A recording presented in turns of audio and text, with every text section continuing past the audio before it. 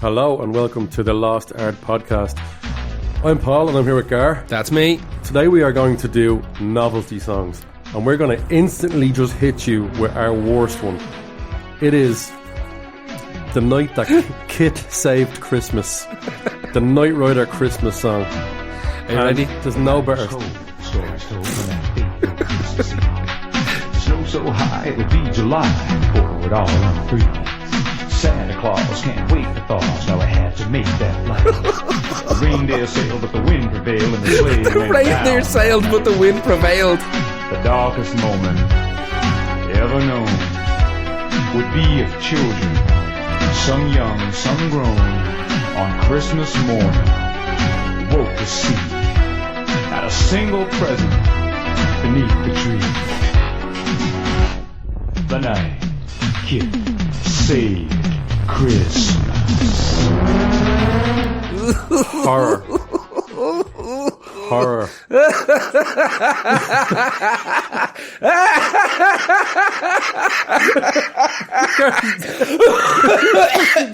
You just died. I gotta get sick. I gotta get sick. I was saving this to play for Gar on this podcast because it's not on Spotify, so it's not on one of our choices. Oh, the taste of puke in my mouth. It came up. It happened. Stop. That's the night that Kit saves Christmas. A story Oh my about when God. Santa couldn't make it and Kit came to deliver. I never heard it like that in my life. I've got pain in the back of my neck now. I'm after hurting something. I pulled I something. didn't mean to hurt you. Oh my fucking I God. didn't mean to hurt you. Oh my fucking God. It's just a Christmas song. I never heard it like that before in my life. By the way, we will link that entire song on this. I would love to have been able to pick it, but it's just not on Spotify. And not that it matters usually, but there you go, a taste of that. I nearly fell out of my fucking chair. So novelty songs, these are songs that are usually a comedy song or a song that has come along to take advantage of the popularity of a TV show or a product that they go, you know what, because back in the day, everything like, oh, well, we have to release a song about it. Yeah, Like everything that came out got a song. Crazy Frog or, Yeah. Jesus, what is there? Mr. Blobby. Mr. Blobby was a big one. Yeah. Timmy Timmy Malley. Itsy bitsy teeny weeny yellow polka dot bikini. I think the English were mad about this in the 80s, but before that, in the late 70s, the Americans were doing it a lot with Mr. T, Treat Your Mother Right. Yeah. Remember Treat Your Mother Right? Yeah. That song like that basically started Will Smith's career. Here's a nice rap about your mother. I'm still sweating that fucking kid song. Fucking hell. Then we have people like Weird Al Yankovic, who Yeah. is one of the masters of it, Ray Stevens, Frank Sidebottom, who we covered in the Yeah. Alter Egos thing. No, it's not Spinal Tap. No. No, that's more that's part of satire. it. Yeah, that's part of an idea. Yeah. You know, Mr. Bean had one called Mr. Bean and the Smear Campaign featuring Bruce Dickinson from Iron Maiden. Really? Called I Want to Be Elected Fucking hell. in 1992, coming up to the general election. Mr. Bean and Bruce Dickinson from Iron Maiden had one. Fuck. I'll say this. I have always had a soft spot in my heart for novelty songs. Well, yeah, you like Jive Bunny, so. Yeah, that was the first record I ever Yeah, bought. it's the first Joy record Bunny. you bought, so. I've told that story before. I was looking at it was Joy Bunny or Kill 'Em All by Metallica. Yeah. And I chose Joy Bunny. Grange Hill, Just Say No, the drugs one from '86. There was Live and Doll, the young ones with Cliff Richard. Also, Neil from the young ones had that Hole in My Shoe, the kind of psychedelic song. So these are all the ones that we couldn't really find, but we wanted to mention them anyway. But we have got 12 absolute bangers for Some you. outrageous ones. Actually, one or two of mine are actually alright. I think that as was well. alright, yeah. Yeah. I think I like most of them, and some of them I put down from being atrocities. I'm gonna say 90% of mine are absolute atrocities in one way, shape, or form. Like You've the first one, don't I you? got the first one, and it was actually the one. I'm gonna listen. I'm not gonna lie to you. I'm gonna be laughing and nearly puking throughout this entire podcast because this is near and dear to my heart. This novelty songs. I fucking love them. Yeah. I love them. You see, when you suggested this, I was like, shit, I already have this made. Yeah. From when I was trying to do it as a publicity kind of a commercial single promotional job. But then I was like, that is Novelty Songs as well. So pretty much, yeah. So we managed to get them all into the one. There was one I couldn't find. There was two I couldn't find. There was one Terminator 2 song. There's like unofficial Terminator 2 song called Uzi 9mm. Uzi 9mm. Yeah, and it was just this garbage fucking dance music. It was just spliced with like not even a sample from the movie because they couldn't afford it. Just some bloke going Uzi 9mm. I had it on cassette when I was a kid, and there was a RoboCop one called, like you have 30 seconds to comply or whatever. I grew up buying those cassette singles. I did as well. They were huge when we were growing up, man. Yeah. Like, I would buy real band albums, but I would buy cassette singles. The ones in the shitty little cardboard sleeves. They were always in cardboard sleeves because it was cheaper than putting them in a jewel case. I've owned a lot of these. Oh yeah, me too. 100%. And did you ever notice that the artwork never had the official stuff? Because that's when they were stepping. That was just some fucking. No, because they were stepping over the line. Yeah, and we'll get into too much. We'll get into later why they could get away with samples in the late 80s and 90s. But who's your first one? My first one is Ant and Dec. Let's get ready to rumble. Fucking hell. This song makes me feel a bit ill. It's fucking atrocious. They spelled rumble with an R-H-U-M-B-L-E. Like rhubarb? Yeah. Now I assume they done that because the phrase "Let's get ready to rumble" is copyrighted by the fucking boxing guy. Commission. Yeah. So they had to spell it different to get away with it. But they literally used the sample of him saying at the start of it, right? Let's get ready for the millions. Yeah, exactly. For the thousands in attendance and the millions watching it. Like, they literally used that fucking sample. It's actually, we have our mic set up a little bit like that, don't we? A little bit. Almost hanging down. Yeah, they come down, yeah. This is like two fucking absolute gobshites rapping. From Biker Grove. Yeah, it's like rapping Northerners. It's truly an abortion of a song. Like, it's just, like, lyrically, so many lyrics were frightened to use them.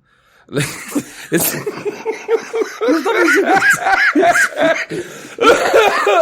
Stop getting sick. Oh, I'm gonna fucking die. So many lyrics were frightened to use them. And there's something about keeping a silo full of lyrics in there as well. A silo. Something like what that. What a random word for keeping... It uses a sample from Everybody Dance Now. It's got the of course, in there. We're raw and pure like sushi. That's another lyric. We're raw and pure like sushi. Fuck off. This song, it's fucking mad. The bloke who wrote the song is called Nicky Graham. He was David Bowie's keyboardist. Right? And he wrote fucking songs. He wrote songs for the Nolans, Bros, Let Loose, Code Red, Shakin' Stevens, Aaron Carter. Well, like, there's not a massive difference between Ant and Dec and Bros, if you think about it. Bros songs are better than this. This is truly an abortion. I'm going to play a bit of it. Go on. We should give. We're not going to get lifted by an algorithm off these things because nobody wants to hear these fucking things. So hang on, let's here we go. Let's get ready to let's get ready. Watch us wreck the mic. Watch us wreck the mic. Watch us wreck the mic. Psych. That's fucking disgusting. It's so bad. Straight up proving we can get you grooving. This track's booming. It ain't no hype.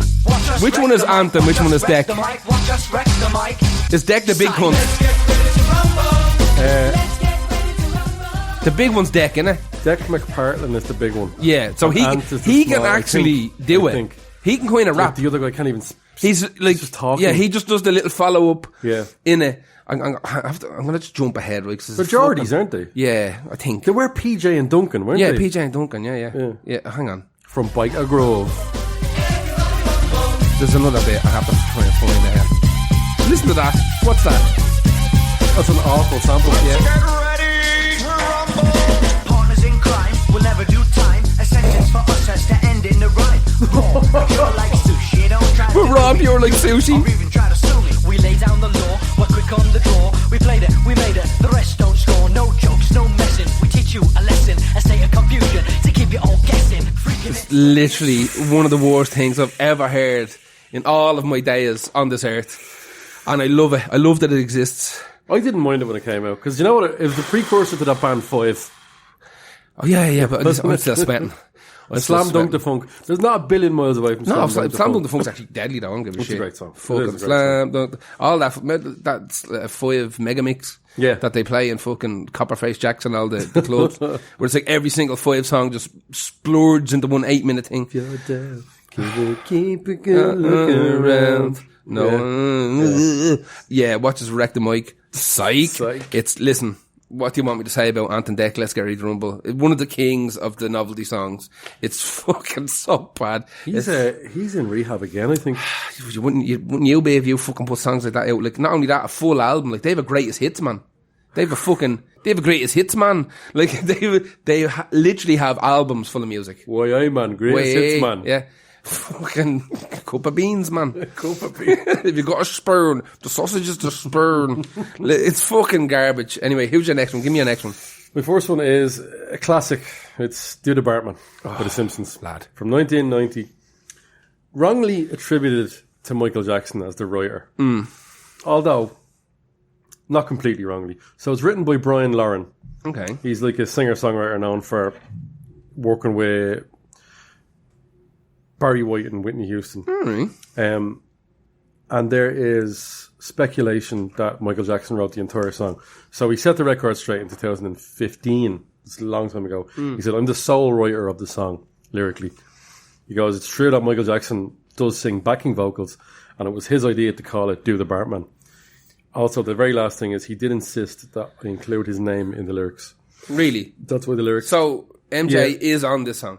He's on it, he named it, and he put input into it. So it's there, it's very real. Also, he produced the song. So, I mean... Along with some sonic music, yeah? Sonic music, apparently, yeah. So the line is, if you can do the Bart, you're bad like Michael Jackson. So that he wanted his name in there, because Michael Jackson was a huge Simpsons fan. That's course, what, he was in season 3, as the... Fake Michael Jackson. Fake Michael Jackson, yeah. I've always liked this song. Listen. Do you want to hear a story? In a minute. Go on. In a minute. I want to say how much I love the video. Right, go on. And remember the music at the start of it. Do do do do do do do do do do do do do, where they're all dancing in the talent. It's a school talent show. Go on, tell me your story about Tell you, let's play a bit of it first. Yeah, go on. Let's give you. I'm after. I've skipped about 40 seconds into it. Right? It's a minute in. It's a minute or so. Right. So let me jump out a minute in. Let me hit play here. Guy with a rep for being rude, terrorizing people wherever I go. It's not intentional, just keeping the flow. Fixing test scores to get the best scores. Dropping banana peels all over the floor. I'm the kid that made delinquency and art. Last name Simpson, first name Bart. I'm here today to introduce the That's such a Michael Jackson chord change right there from the bad era. Big time. Real easy to do. I learned it with no rhythm, and so can you. Ooh, so move your body if you got the notion. Christ. Front to back in a rock Having like flashbacks here. Now that you got it, if you think you can, do it through the music. That's the Bartman. But that's Michael Jackson. Yeah. Check it out, man. It's a good song. It is a good song. So when this song came out, I'm going to show my age here now, right? When this song came out, obviously I was obsessed. And the radio were playing it. The radio would play like every fucking 15 minutes. It would be on some radio station. And I had this like Sanyo radio cassette player. Sanyo? Yeah. You fancy bastard. Yeah. I had an Alba. Alba, did they even exist back then? Of course they did. That's what. It's the only time they existed. You can't get them now. Oh, you can, yeah. Little and all still do. Albas, yeah. No, they do like Silvercrest. Silvercrest, their own brand one, yeah. Yeah, I had a Sanyo that was given to me like a couple of years beforehand by like my grandmother or something. And I was fucking fully committed to trying to record Do the Bartman off like 2FM or something, right? Oh, this is always a very hard thing to do. Right, now, what I will say is at the time I didn't understand that if it was a built-in unit and I had a blank tape in the cassette recorder and I hit record, it would just record straight off the radio without the microphone. Oh, yeah. Right? I didn't know that. I thought that it was... Whatever's playing. Yeah. I thought it was using the microphone to record because we like, used to make little shitty radio shows, like me and my mates. We would have like another little stereo sitting beside. Oh my God, I'd pay good money to hear them. They might still be real. Like they might exist in a shed or an attic somewhere. Oh my God. So we'd hit like record on the tape recorder, and we'd have another tape recorder, like a tape player, and we'd just play music and talk over. And that was Metallica and Jive Bunny or whatever, right? So we do fucking saps. full saps. So we do that for fucking hours, like. So I always thought it only recorded over the microphone. So I remember being in my grandmother's house and I had my little Sanyo, my trusty Sanyo. I hope it's not how you set this gear up tonight. No. Hope it's not an easy way. You could have saved yourself time. It won't end the same way, hopefully. So I was in my grandmother's kitchen and I told me ma, like, man, I'm going to play the Bartman now in a minute. He's after saying, after the break, they're playing the Bartman and I'm going to lock myself into the kitchen, ma, and no one's allowed into the kitchen.